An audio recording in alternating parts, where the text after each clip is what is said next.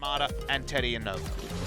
We're back to a regular 80 carry laning phase, but there's the flash body slam immediately. Grace is going to press both of his summoner spells.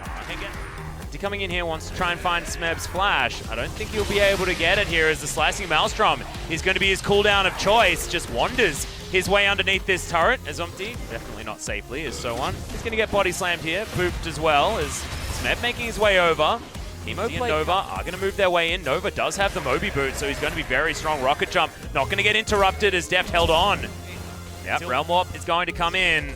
Just going to jump into this Krug camp as Soan finds himself between two turrets. A rock in a hard place. That body slam was god tier, timed by Score, and that's going to mean first blood with this squad as Shelly's going to charge forward. Should be able to get rid of this turret. Explosive charge there as well as Smeb.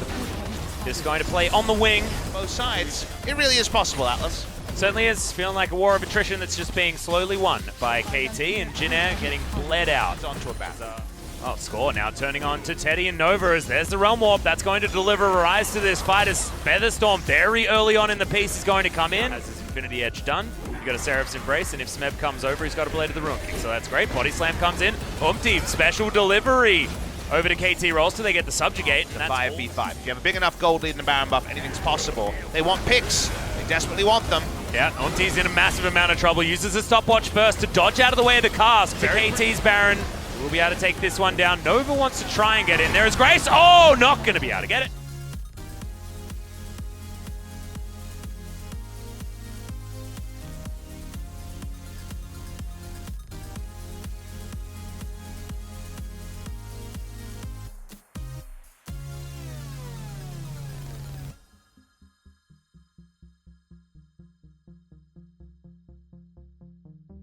Player, if you go back, there's never a clump. There's never been 3 people in Hemoplague range or anything else. You've seen explosive cast used, but Umpty is going to walk away. Might as well be a zoning barrel. Yep, ult's traded. Now KT gonna Realm Warp their way out like it. Shooting the closest target. Hula Hoop lands on absolutely no one.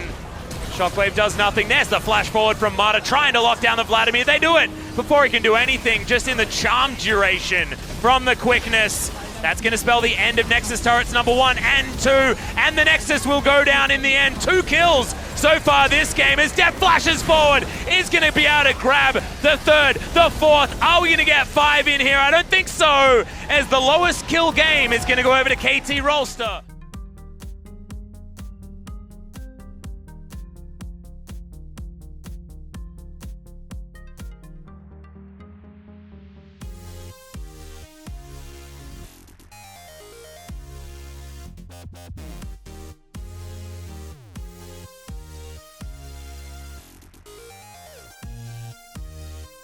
Versus JVNA Greenwing. Wonderful game from KT, the sort of game that every coach, when they're putting together strategies, VOD reviewing, and setting up teams, is looking for. They're looking for a game like this. They don't want there to be the variables of a super play one way or the other, deciding a game. They just want to be standard macro and just closing out a game in as uninteractive a fashion as possible. And we got that out of KT. It was a beautiful game from the macro side.